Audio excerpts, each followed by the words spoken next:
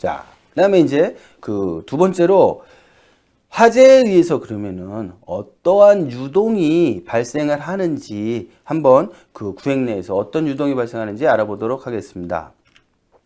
이런 그 구획 내에서 유동이 그 발생하는 원인은 두 가지인데, 첫 번째는 뭐냐면은 화재의 결과로서 이제 발생하는 그런 유동이 있고요. 그 다음에 그 부력에 의해서 발생하는 이런 두 가지의 유동의 원인이 있다라는 거예요. 그래서 그 뭐 화재의 결과로서는 이제 뭐 온도가 올라가고 팽창하고 이런 거죠. 그 다음에 부력도 이제 밀도차가 발생해 가지고 이제 흐르는 부력 흐름 속도를 유발을 하겠죠. 그래서 이런 두 가지가 구획 내에 있어서의 유동을 그 일으키는 원인이다라고 얘기할 수 있습니다.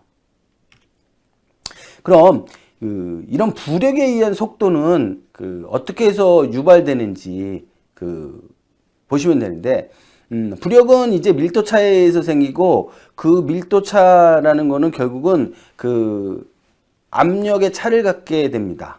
그래서 그 압력 차가 결국은 속도, 그 동압의 형태로 그 속도 에너지로 변환이 돼서 그 유동을 일으키게 되는 거죠.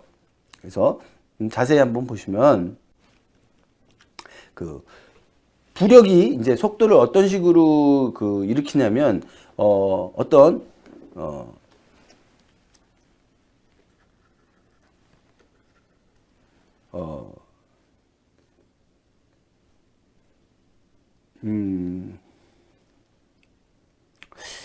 일지점하고 우리가 압력 차라고 하는 거는 델타 P라고 하는 거는 뭐 1지점, 2지점 있으면 2지점의 압력, 1지점의 압력, 그래서 2지점에서 1지점의 압력을 빼주면 요 두 점 사이의 압력 차다라고 우리가 얘기를 합니다. 근데 이거를 우리가 유체역학 쪽에서 정수압의 원리를 적용을 하게 되면 동일한 높이에서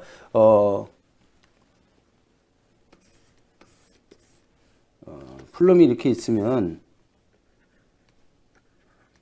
여기 공기 중에 이게 플럼 바깥쪽의 밀도를 우리가 로 A라고 하고 이 플럼의 밀도를 로라고 했을 때 요 지점에 있어서의 압력차가 결국은 그만큼 여기 부력의 속도 에너지를 만들어낸다라는 거예요. 그거는 뭐냐면 요 지점이 가지고 있는 플럼 내에 가지고 있는 에너지는 두 가지 형태를 가지고 있다는 거예요. 요 에너지는 위치 에너지 플러스 속도 에너지.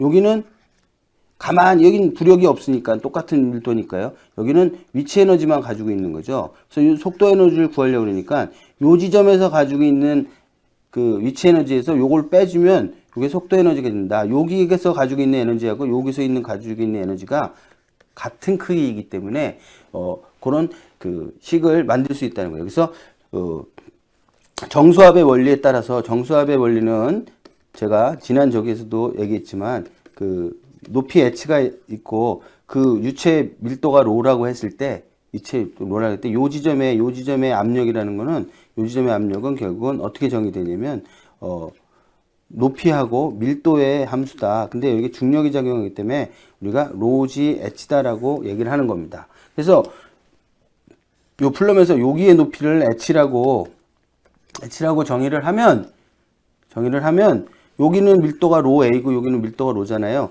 요 지점에서 요거의 밀도를 빼주면 요 압력 차 이렇게 표현할 수 있죠.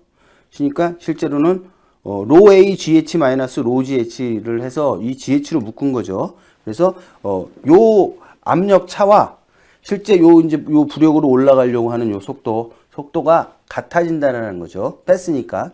자, 그러면 그 지점의 압력 차에서 위로 올라가려고 하는 유체의 부력에 의한 속도는 우리가 속도 에너지는 2분의 1 mv 자승인데 2분의 1 mv 자승인데 그거를 단위 최적으로 나누면 되고 v는 최적이에요. v는 최적으로 나눠주면 최적분의 질량이 뭐예요? 얘가 밀도가 되는 거죠. 그래서 우리가 밀도로 표현하면 2분의 1로 v 제곱이 된다라는 거. 요만큼의 에너지를 속도 에너지로 가지고 있다라는 거예요. 그럼 요 속도 에너지와 요 압력 차의 크기가 같다라고 해서 요 속도를 정리를 하게 되면 부력에 의한 속도를 정리를 할 수 있게 되겠습니다. 그래서 로 A 마이너스 로 A 요게 뭐예요?